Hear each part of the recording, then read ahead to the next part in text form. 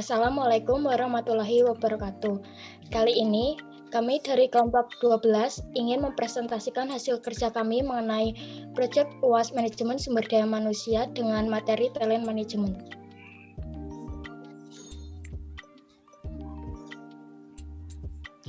Adapun anggota kelompok kami yang pertama yaitu ada Ricky Kurniawan, lalu Nur Abdillah Akmal, Agus Prayetno, Ame Angelik, Berliana Zahra, dan saya Putri Puspitasari.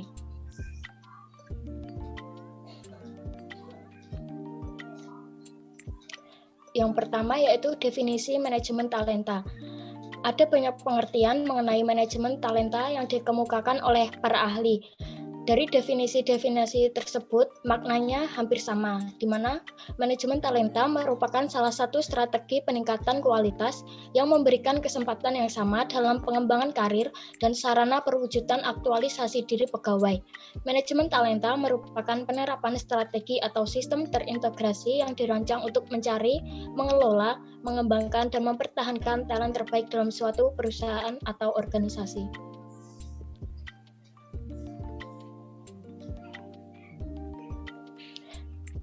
Istilah manajemen talenta bermaksud memaksimalkan kinerja sumber daya manusia dan organisasi dalam pencapaian potensi terbaiknya menghadapi tantangan-tantangan bisnis oleh suatu organisasi atau perusahaan.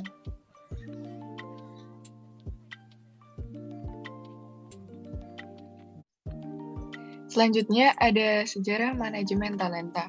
Pertama kali diperkenalkan oleh McKinsey dan Company pada tahun 90-90-an. Next.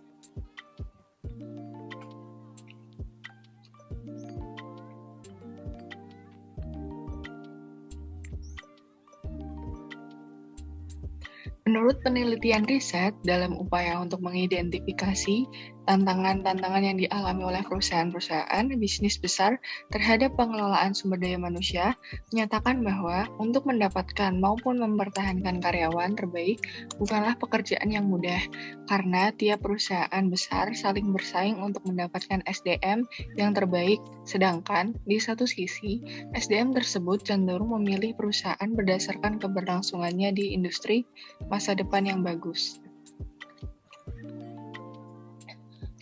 Faktor yang mempengaruhi manajemen talenta. Yang pertama ada strategi mempertahankan SDM dengan mengandalkan teori-teori motivasi. Teori pertama adalah teori motivator hygiene oleh Frederick Herzberg yang berujung pada kepuasan kerja.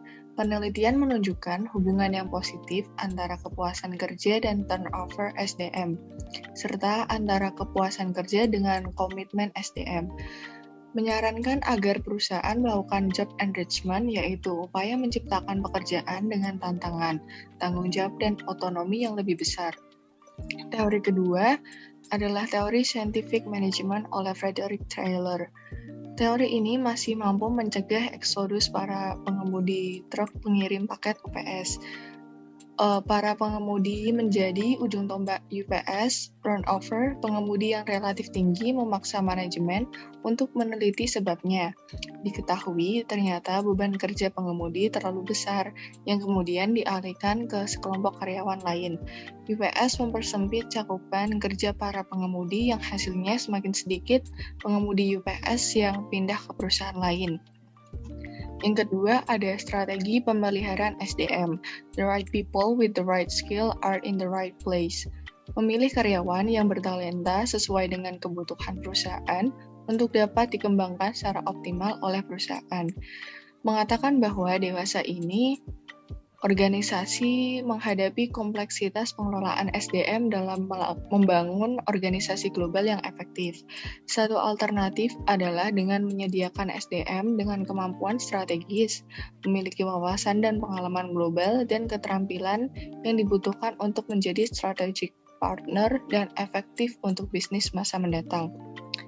Next. Yang ketiga ada strategis pelatihan, training and development. Artinya bahwa untuk mendapatkan tenaga kerja yang bersumber daya manusia yang baik, dan tepat sangat perlu pelatihan dan pengembangan sebagai upaya untuk mempersiapkan para tenaga kerja menghadapi tugas pekerjaan jabatan yang dianggap belum menguasainya. Yang kedua ada manajemen talk. Tenaga kerja membutuhkan latihan kerja yang tepat untuk menghindari kemungkinan terburuk dalam kemampuan dan tanggung jawab bekerja, menyelesaikan tugas jabatan menjadi lebih efektif dan efisien sesuai dengan aturan yang telah ditetapkan. Yang keempat, ada keberadaan SDM dalam organisasi. Keberhasilan suatu organisasi ditentukan dari kualitas orang-orang yang berada di dalamnya. SDM akan bekerja secara optimal jika organisasi dapat mendukung kemajuan karir mereka dengan melihat apa sebenarnya kompetensi mereka. Karyawan berusaha bekerja terbaik untuk atasan, sedangkan organisasi berusaha untuk menjadi perusahaan terbaik sebagai tempat bekerja. Untuk mewujudkan tujuan ini, penting memperoleh, memotivasi, terlibat, dan mengembangkan talenta terbaik. Yang kelima, ada keinginan SDM untuk tetap bekerja di organisasi. Turnover yang tinggi menimbulkan dampak negatif, seperti menciptakan ketidakstabilan kondisi kerja dan peningkatan biaya SDM, menjadikan organisasi tidak efektif karena perusahaan dapat kehilangan karyawan berpengalaman dan memerlukan waktu melatih karyawan baru.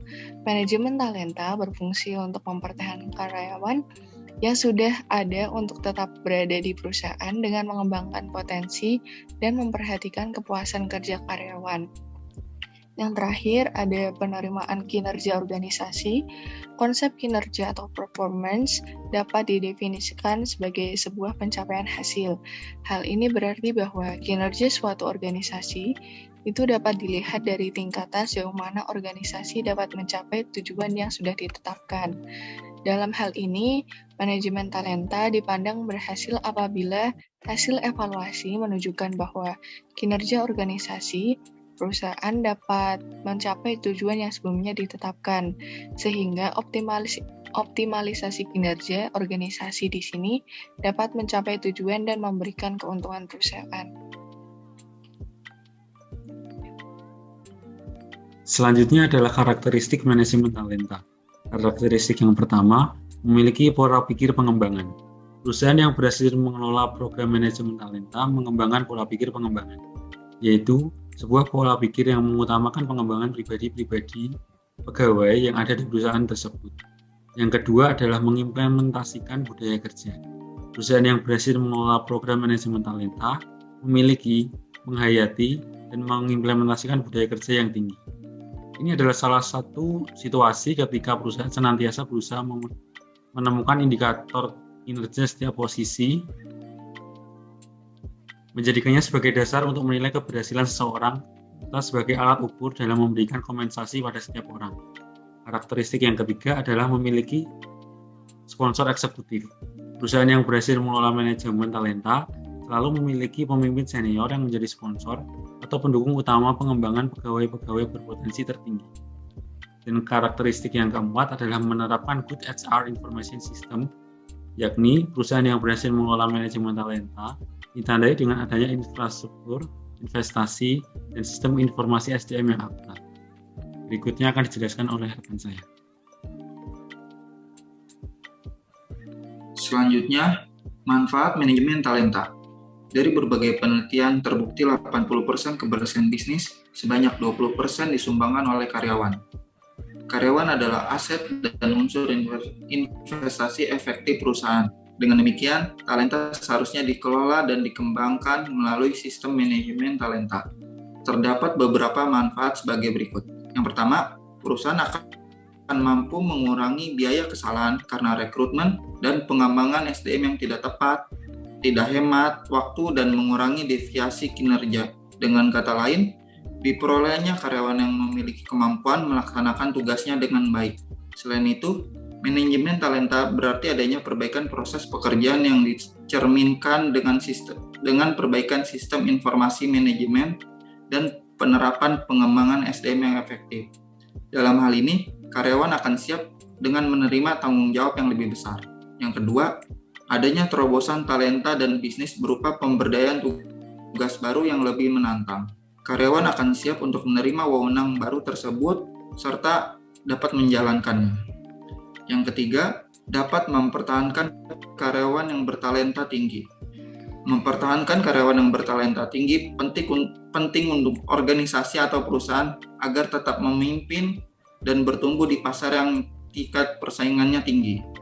Perusahaan yang gagal mempertahankan talenta terbaiknya akan beresiko kehilangan daya saingnya. Yang terakhir, perusahaan akan menghemat biaya pergantian karyawan.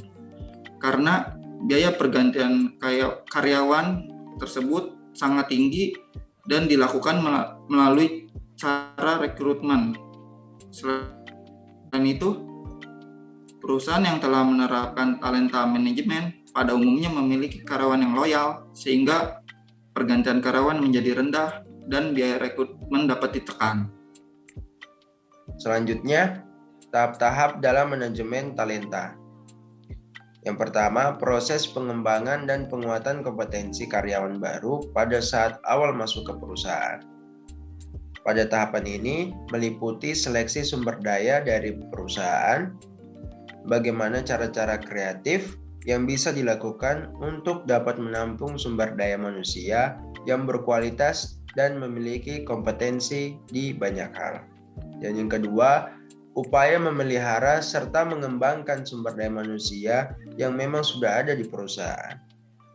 Sumber daya manusia yang sudah ada di perusahaan perlu dikembangkan dan diarahkan agar mampu terus meningkatkan kualitasnya. Pengembangan sumber daya manusia perusahaan menjadi salah satu tanggung jawab perusahaan. Banyak cara yang bisa terus dilakukan untuk meningkatkan kualitas sumber daya manusia yang sudah ada. Di antaranya dengan memberi pembekalan pelatihan, melakukan evaluasi kinerja, dan cara-cara kreatif yang biasanya dilakukan oleh pihak perusahaan. Kemudian yang ketiga, upaya mencari dan menarik sumber daya manusia yang memiliki kompetensi yang baik, komitmen, serta karakter kerja yang baik bagi perusahaan. Untuk menjaga kualitas sumber daya manusia sebuah perusahaan, maka perlu dilakukan upaya untuk mencari, meningkatkan, atau juga merekrut karyawan baru yang memiliki kompetensi terbaik untuk bisa bekerja di sebuah perusahaan. Next. Kesimpulannya, manajemen talenta adalah strategi terpadu yang dirancangkan untuk mengelola kemampuan, kompetensi, dan kekuatan karyawan dalam suatu organisasi. Manajemen talenta membantu organisasi dalam memanfaatkan SDM mereka sebaik mungkin untuk pencapaian tujuan organisasinya, serta memastikan pengembalian maksimal dari karyawan yang bertalenta tersebut. Setiap perusahaan akan berusaha untuk menemukan, mengembangkan, dan pada akhirnya mempertahankan talenta-talenta terbaik yang mereka miliki untuk kemajuan jangka panjang. Manajemen talenta dalam organisasi tidak hanya untuk menarik orang-orang terbaik dalam industri yang bersangkutan, tetapi juga merupakan proses berkelanjutan yang melibatkan pencarian sumber, perekrutan, pengembangan, dan mempromosikan karyawan tersebut untuk memenuhi kebutuhan organisasi. Sekian presentasi dari kelompok kami. Mohon maaf apabila ada kesalahan. Terima kasih.